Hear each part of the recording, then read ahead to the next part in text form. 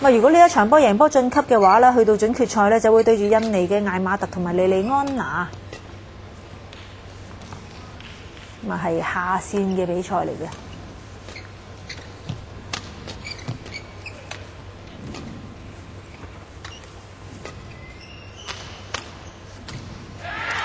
呢一場波嘅正副裁判係嚟自瑞典同埋嚟自丹麥嘅。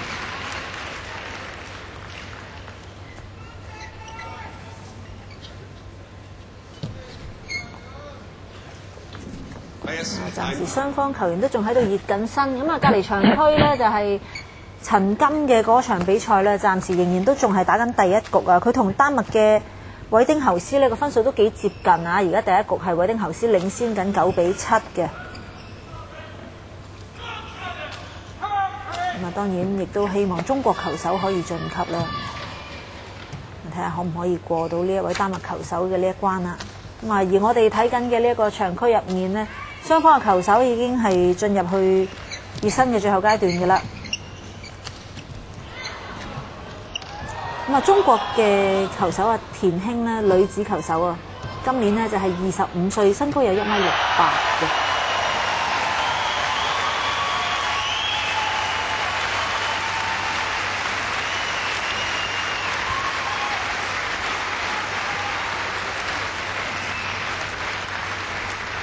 見到就係着住黑色衫嘅中國球手啦。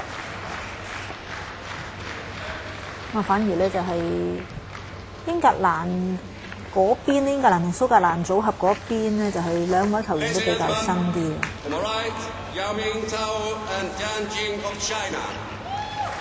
應該就照實力睇咧，點樣都係睇好中國隊㗎啦，一定係應該呢場波會好放心啦。不過都話就係睇個晉級表咧，就係因為日本球手近排咧喺個比賽入面咧都係打得幾多嘅，都可以輸到俾艾蓋克同埋班基亞嚇。睇下呢一 pair 英格蘭嘅組合，佢哋嘅表現會係點啦？首先呢，就係佢哋嘅班基亞開始發球先，女仔係班基亞，男仔就係艾蓋克。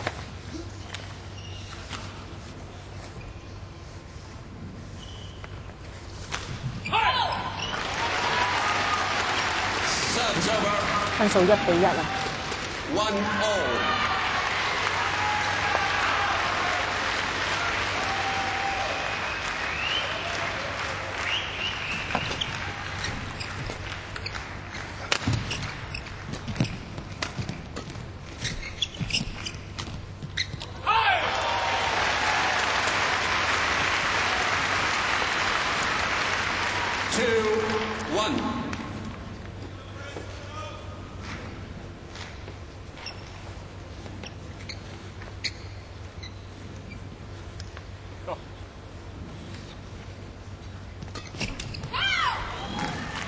啱見到班基亞頭先嗰個發球咧，都係艾蓋克啊，都係高咗少少就稍為咧就見到陶家明嘅切發球非常之快啊！最主要咧就唔係隻腳啊，係主要係出手快。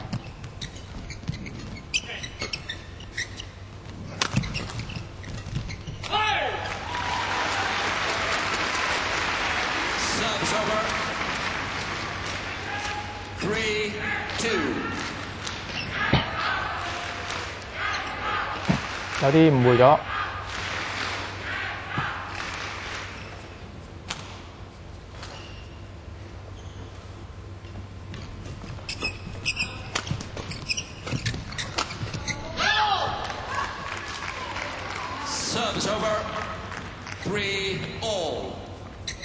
對住中國隊咧就兩邊英格蘭同埋蘇格蘭兩邊嘅球手咧就一定要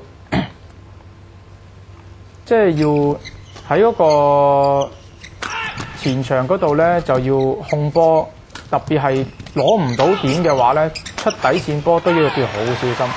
就特別係個半中場波咧，就唔好俾咁多正手區陶家明去打。因為中國隊咧呢3pair嘅混雙咧都係即係好似有別於其他嘅現今嘅混雙球手，即係個攻擊力都係特別強。任何一隊咧對住佢哋咧，一挑起個波咧，俾個3個籃球員殺落去咧，即係嗰個壓力真係好大。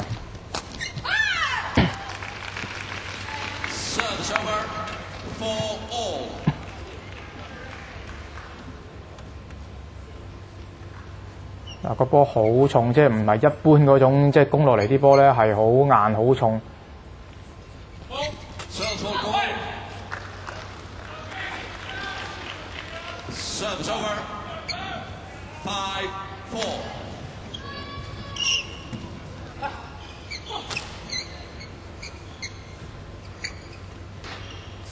即係少少嚴嘅，就唔係好覺得話真係好似啊！即係裁判會唔會特別嚴啲咧？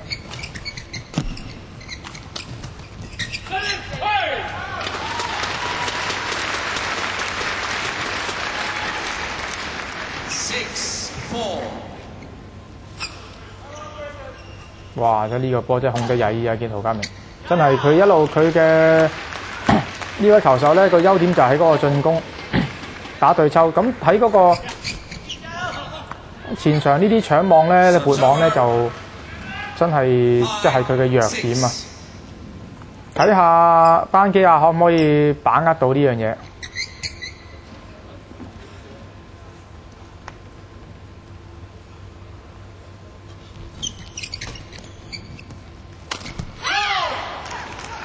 自己浪費咗機會。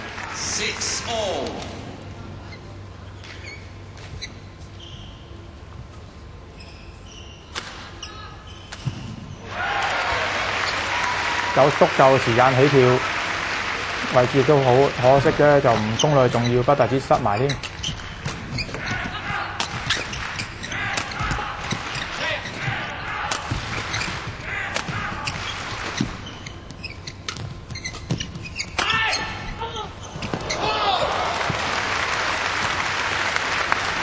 攻防冇問題嘅，真係拉兩邊底線啦！教練一路提議揈兩邊。隻腳唔夠快，搶唔到啲唔緊要，最緊要咧出兩邊後場咧要出手快啲，揈開兩邊。中國隊就而家就佢嘅記住佢哋嘅最好嘅本錢就係攻防能力就比較好。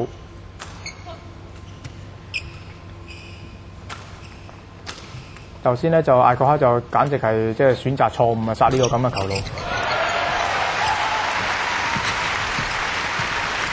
哇！一路都質素都麻麻地，陶家明出嘅波真係。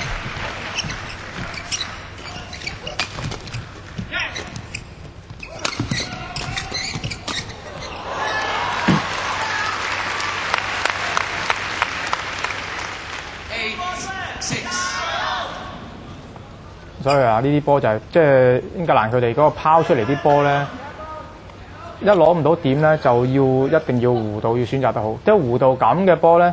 一起咗波俾陶家明拉到板殺落嚟咧，咁重嘅波咧就唔係防唔住，防得一板兩板，慢慢質素就差，一路都係俾人封到。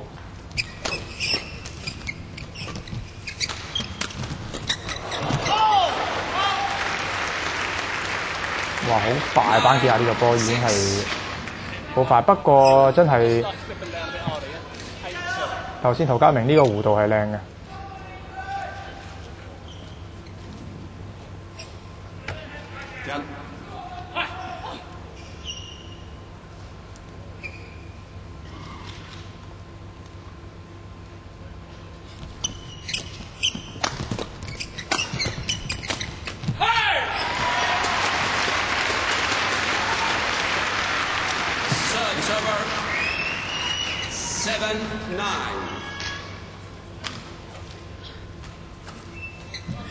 好似個感覺呢球波反而易打啲啊，即係比較緊張啲，追翻近一分。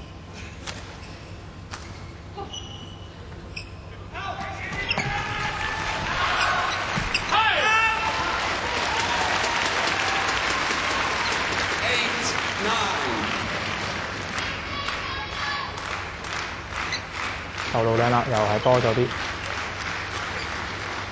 對於啲前場呢啲嘅控波咧，對於即係對陶家明都係唔係咁放心，可能亦都壓力都幾大，因為班基亞嗰個速度好快啊，望住。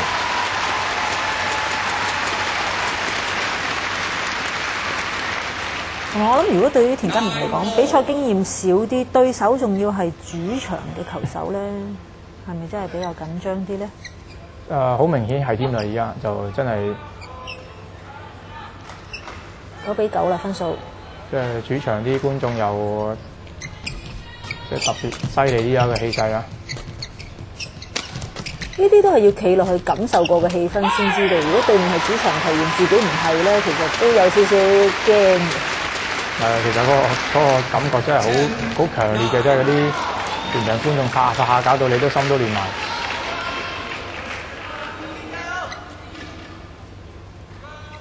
10-9啦，而家俾英格蘭呢邊反超前。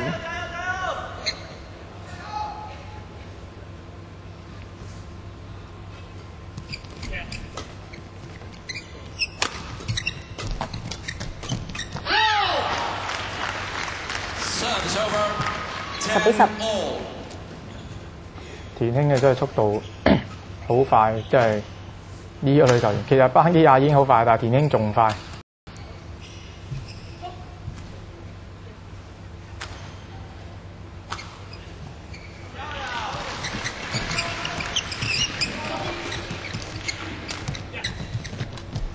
好快喎！班基亞呢個搶點，哇，好嘢！結果就係俾英格蘭呢邊咧，就係稍為領先緊啊，11-10，技術暫停啊！我哋休息一陣。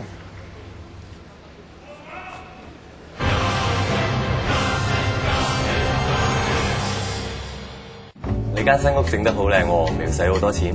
係啊，好彩揾咗恒生私人貸款，打電話去申請，好快就收到錢啦。好方便喎，仲24小時申請都得添。咁正，一於揾恒生傾傾先。而家申請每月平息低至0.17厘，即打24小時申請快線281280。